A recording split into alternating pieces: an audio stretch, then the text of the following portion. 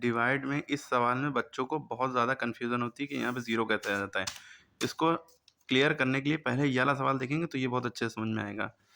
देखिए इस सवाल में फ़र्क ये है कि यहाँ 772 है, यहाँ 7728 या कोई भी नंबर हो सकता है। फ़ोकस इस पे रखिए, ठीक है? अब इसको कैसे करेंगे? भाई 7 का टेबल इतनी बार पढ़िए कि 7 आ जाए, है ना? 7 के टेबल में 7 1 बार में आता है। 7 1 ज़ा 7, ठीक? चाहे आप 1 यहाँ लिखिए, चाहे यहाँ, कोई फ़र्क नहीं। 0 बचा, 7 में से 7 गया, 0 डिवाइड में माइनस करते हैं ना। अब अगला नंबर, एक ही नंबर एक बार में उतार सकते हैं, तो हमने इसको उतार दिया अगला नंबर। फिर 7 के टेबल में 7 कितनी बार में आता है? 1 बार में, माइनस किया, 7 में 7 गया, 0 बचा। अब अगला नंबर 2 है, ठीक है? तो हमने, क्योंकि यहाँ कुछ नहीं बचा, तो हमने ये 2 उतारा, ठीक? क्या 7 के टेबल में 2 आता है? 7 से 2 बहुत छोटा है, ठीक है? तो क्या करेंगे, हम अगला नंबर उतारने के लिए, क्योंकि अगला नंबर है अभी, पॉइंट नहीं लगाएंगे कि पॉइंट लगा के 0 बढ़ाया या कहीं और चले गए।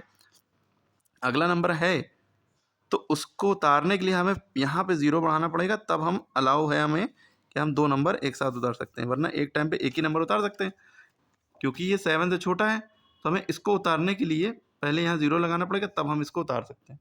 ओके, कर लिया। अब 7 के टेबल में 28 कितनी बार में आता है? 7 4 ज़ा 28।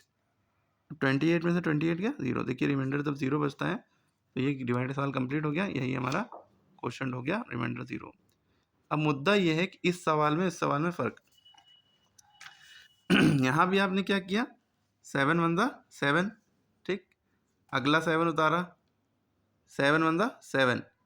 लेकिन जब अब बारी आई कि ये 2 उतारने की, जब हमने 2 उतारा है यहाँ पे, 2 तो उतारा क्योंकि 7 में 7 की 0, 2 छोटा है, 7 के टेबल में 2 आता नहीं है।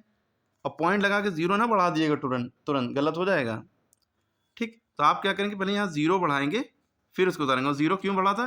क्योंकि अगला नंबर उतारने के लिए हमने यहाँ पे पहले 0 बढ़ाया, तब अगला नंबर उतारा। इसीलिए इसको फर्दर आगे करने के लिए 0 पहले यहाँ पे बढ़ाना पड़ेगा, ठीक है? फिर उसके बाद हम यहाँ 0 लगा के यहाँ 0 नहीं लगाएंगे। यहाँ 0 लगाने के लिए अगर आगे की प्रोसेस के लिए अलाउंस मिले, इसलिए यहाँ 0 लगाया। अब यहाँ पॉइंट लगा के तब 0 लगाएंगे, पॉइंट लगने से तब ये 0 आया, ठीक है? ओके, तब ये 0 आया। फिर 7 टू द 14 बचा 6, पॉइंट लगा 0 बढ़ गया। 7 8 ज़ा 56, फिर बचा 60 में से 56 गया 4 बचा, पॉइंट लगा 0 बढ़ गया। 7 5 ज़ा 35। ओके, ऐसे ही करते जाएंगे, लेकिन पॉइंट के 3 नंबर तक किया गया। आंसर आपका आ गया 110.285।